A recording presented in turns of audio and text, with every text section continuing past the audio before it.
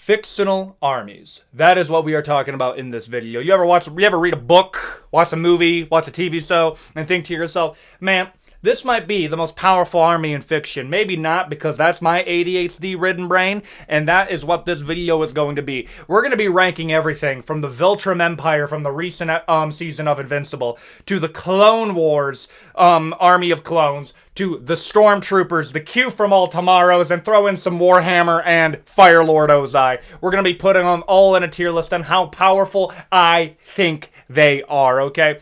And if this does well, we can do the real world equivalent, but I wanted to be a little bit less controversial before we got into that. But we're going to be ranking all of them in this video. If that sounds good to you, please consider like, comment, and subscribe. We're trying to get to 250,000 subscribers by the end of the year, and I think we're on track to do it all because of the support of you guys. And with all that out of the way, yeah, bro, I'm speed running this intro. I actually really want to talk about this today. Let's talk about the most powerful armies in fiction. Let's go. The Brotherhood of Steel from Fallout. No. Let me just say this right now. They are definitely not going in top tier. I'm sorry, bro. You can't even hold down basically Wasteland, Afghanistan. No, like, on a real note, bro, dog, like, New Vegas is essentially just slightly more futuristic version of the Middle East. And you can't hold that down, Mr. Brotherhood of Steel. What are we doing, okay? Some of the weaknesses of the Brotherhood of Steel is as simple as this. A logistical nightmare when it shouldn't be. You guys are literally top 2 armies in the verse, arguably top 1, and you guys cannot form a good enough fighting force in order to take up the entirety of the United States. You only have like a few commonwealths. I'm sorry, dog. I lost respect for the Brotherhood of Steel the moment that I found out that their whole mission is to return us to the status quo. Okay, we're on a real note. You are fighting a group of people called... you know what? I just completely blanked out on their name. The Institute, that's what it was. That literally have the power to make people. And your response to that is, foul machines. We have to use the same old busted-ass equipment to fight this. Like, no. Absolutely not. What are we doing? No. We need to start using fire against fire. I'm not saying new... Okay, also, let me get this straight. So you use basically Optimus Prime throwing a mini nuke like a football the American way, but you think using some slightly new technology is a bad thing? That is weird. I do not dig that, okay? Now, this is going to be a controversial take. I really do believe the Brotherhood of Steel would get absolutely two-tapped by the American military. You want to know why? Tell me who wins. Virgin Pridwin versus Shad F-22 Raptor. Who's winning that? Tell me who's winning that. There's a reason that we don't do Pridwins anymore. Listen, man, hydrogen's flammable. That's all I'm saying, dog. Hydrogen, oxygen, little bit of napalm. Oh, it's going up. Pridwin's getting absolutely no diff by the F-22 Raptor. I don't want to hear anything about that. We don't want to use new technology. Let me introduce you to Lockheed Martin, and we are out of the sky. Get out of here, bro. Now, their armor's pretty drippy. Drones. I'm putting them in no diff, bro. Honestly, even when we're ranking them in accordance with everything else that's going to be in this list, I would still put them no diff. At most, you can argue bottom of mid. That's the most I'm willing to go, and we'll see if they end up there by the end of the video. The Viltrum Empire from Invincible. Okay.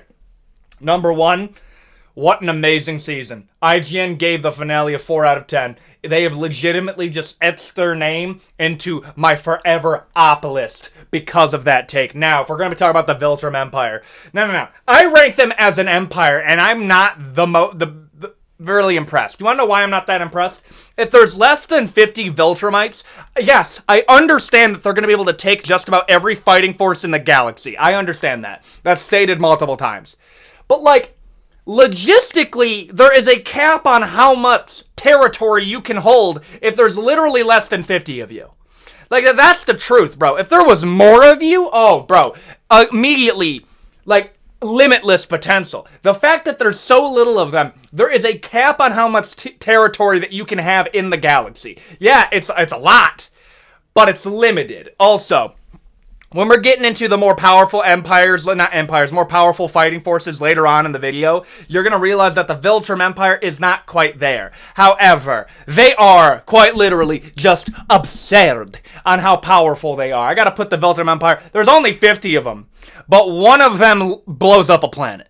That's all I'm saying. One of them blows up a planet. It's like 50 Death Stars moving at light speed all across the galaxy. And the worst part is they go to your planet, try to get with a honey, make a kid, and then it's like a hornet absolutely decapitating some honeybees. That's a no from me, mon ami. I'm going to put him at the top of absurd. I think that's valid. The Galactic Empire from Star Wars, as we know. Okay, first off, let me just say this right now. Absolute insane amount of dripids is being used. Okay, and number 3... I think I skipped number 1. Yeah, I think I probably did. Okay, so now we're on number 2.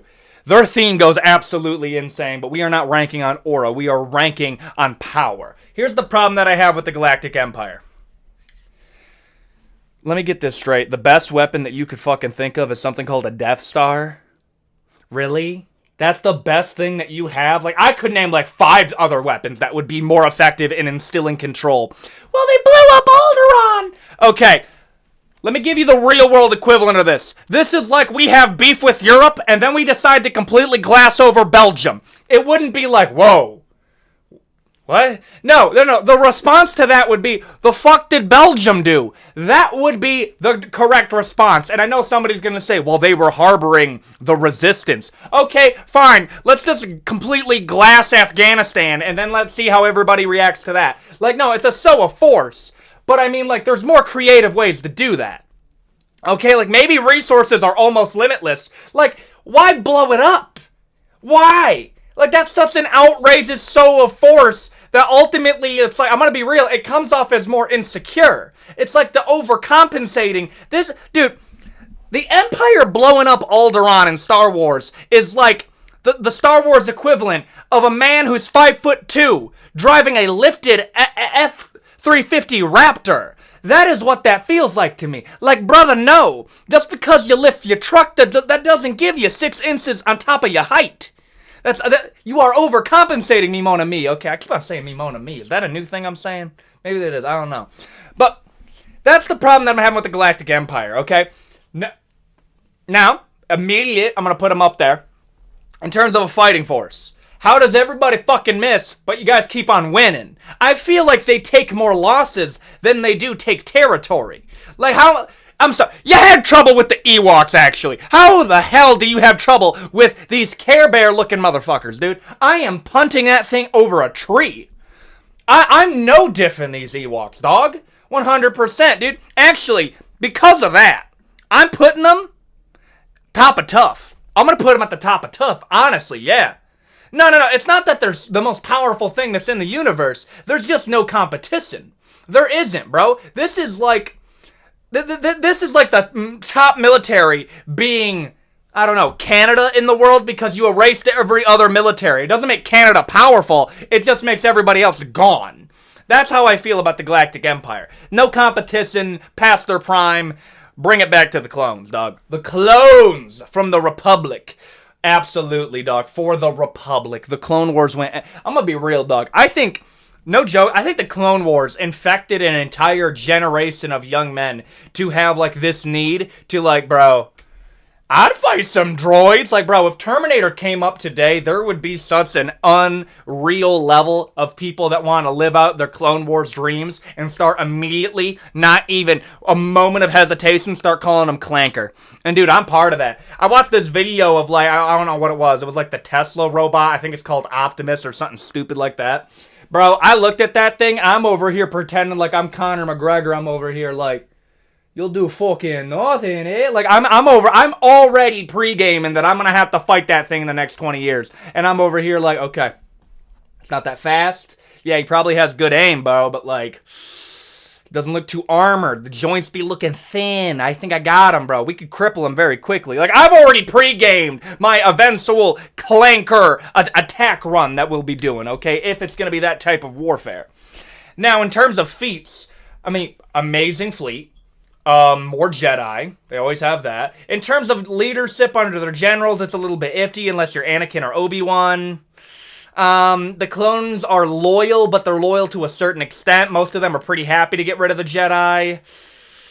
I don't know, bro. But, like, we also have so many other specialized groups within the clones. Like, you don't have that as much as in the Empire. And don't even get me started with the Republic Commandos. To the person who referenced that in the community post, you are a OG, bro. Republic Commandos goes unreasonably hard. One of my all-time favorite games from my childhood. You know what? I don't care, bro. Some Star Wars nerd is going to get mad at me. I'm putting them at the bottom of absurd. Yes, I do believe the Viltrum Empire would be able to beat the Clone Army. I do. Dude, I think if you put the Viltrum Army against the Clone Army, it would be like the Flaxen invasion all over again. I think they win easily, dude. The Covenant from Halo. Here's the problem when I'm ranking the Covenant.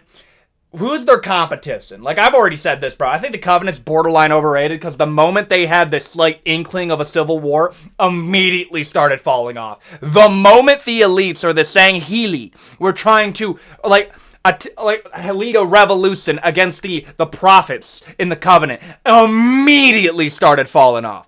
Like, that's the problem that I have. Like, the Galactic Empire got that shit on lock. The Republic got that on lock. Okay? On a real note, they do.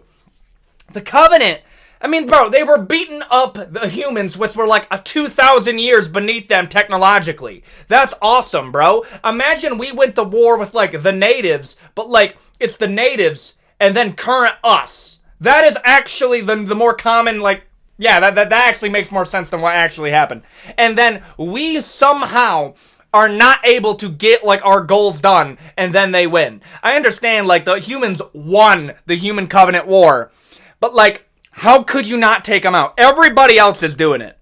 Like, everybody else. I'm putting the Covenant right beneath the Galactic Empire. I do believe the Galactic Empire would be able to beat the Covenant. I'm gonna say that right now. The Q from Old Tomorrows. For anybody who doesn't know what Old Tomorrows is, it's a science fiction story that essentially is humanity's able to colonize the stars, make a human empire, and then they come across one planet that has dinosaurs. And number one, that is such a creative setup to a story. We colonize all the planets of our galaxy, and then we find one planet that has dinosaurs that we had on Earth. Immediately fucked up. Well, we start going into a golden age, and then there's this bug race of people called the Q that come in, and then the Q tell us to surrender, or a fate worse than death will happen upon us. We just start fighting them, and then the Q come in and rearrange our DNA and turn us into actual abomination of creatures. Should we go over Old Tomorrows? I think Old Tomorrows would be a really fun project to do. I got a few that I have to do, but I can do Old Tomorrows. Yeah, that might actually be a pretty fun video. The Q end up completely decimating humanity, ruling over them for multiple millennia, and then disappearing. And then we eventually are able to beat them after, like, I think it's like 150,000 years later. I gotta put the Q in actually just absurd. Actually, like, they lost eventually. So I'm going to put them at the top of absurd. Not quite the GOATs, because I do believe some of the ones that I'm going to name are probably going to win. But I would put them at the top of absurd. You have to be better than the Q to begin the GOAT. The Flood. Every single time. I have to talk. I love the Flood, dude. I think the Flood is one of the... I keep on saying it, bro, and people are going to get angry that I keep on going over, like, stuff that I've gone over before. The Flood is just so cool. I think the Flood is the coolest science fiction zombie ever. Dude, I've already gone through the backstory. I'm not gonna go through it again because I'm going over the Flood too many times. So here's a new way to explain the Flood. Imagine if God got killed by his creation, and then it turned itself into dust, and then it became Cthulhu, a hive mind creature that is hell-bent on consuming all conscious life because it's angry at its creation for rebelling. That is essentially what the Flood is. One of the GOATs. Absolutely zero question. What do you... Yes, I think the Flood would be able to eventually beat everybody else here. 100%. Tell me, the only one I'm 50-50 on, because it's like a Styles make matchup type of scenario, would be somebody like the Q. And here's the reason about the Q that I'm going 50-50 on. Is their genetic editing good enough in order to nullify the Flood? If it isn't, if they even take out one of the Q instantaneously, they're winning, because they would have that ability to. I'm putting them in the GOATs, no question. The Imperium of Man Army. This is the Adeptus Astartes. I'll also throw in the Black Templars here. One of the goats, no question. Yeah, I have to. No. The people are going to say, oh, well, they're having trouble with the orcs. The orcs literally have the power to break the laws of physics if they believe in it hard enough. The Terminids are essentially just the Flood, just a little bit more nerfed. And then you have the literal legions of hell that they have to fight. So, I'm going to give them a pass. They are having trouble with enemies that would no-diff anything else in fiction. And one of the weaknesses of the Adeptus Astartes is that they intentionally nerf themselves by not using heresy to make themselves more powerful. So, kind of like the Brotherhood of Steel, but imagine if they became way more powerful and were spacefaring. They already ruled over a large swath of territory. Logistically, they're able to keep it up with trillions of soldiers. I'm going to put the Adeptus Astartes, the Imperium of Man, in the goats. I'm 50-50 on whether they would beat the Flood. Again, styles make matchups here. If the Flood is able to take out just a few key Primarchs, they would win. Now, I do think if the Astartes came out swinging hard and just went scorched earth on them, they would be able to win. Very, very 50-50 matchup there. Fire Lord Ozai and the Fire Nation.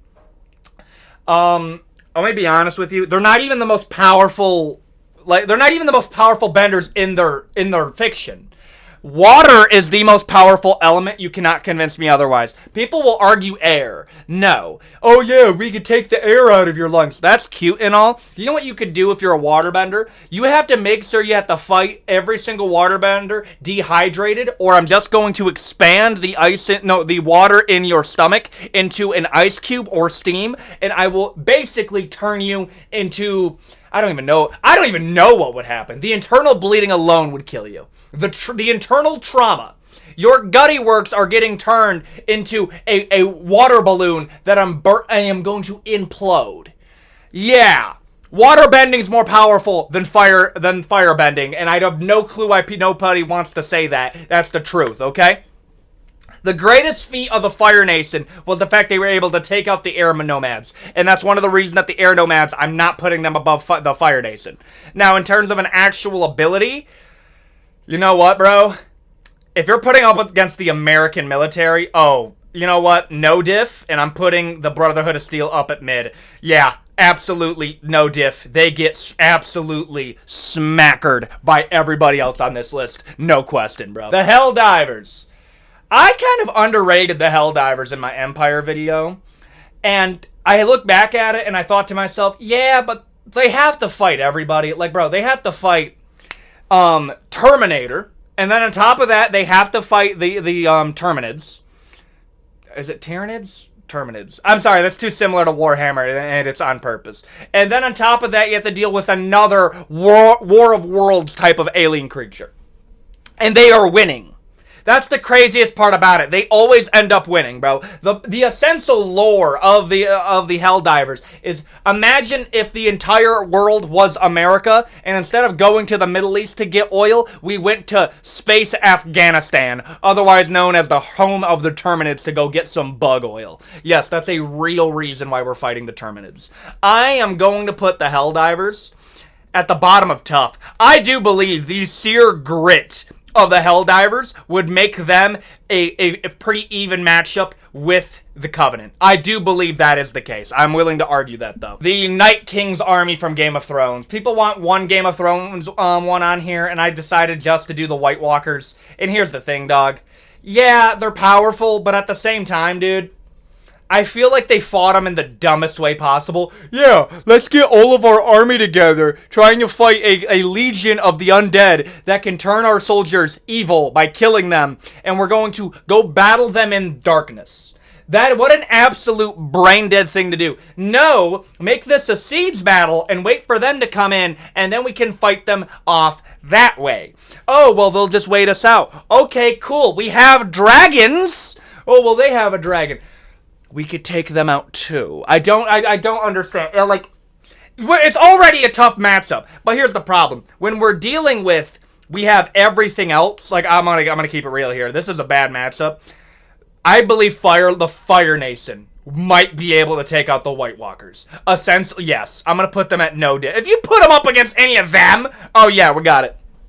Easy no diff, dude. The Chitauri from at the MCU, essentially Thanos' army.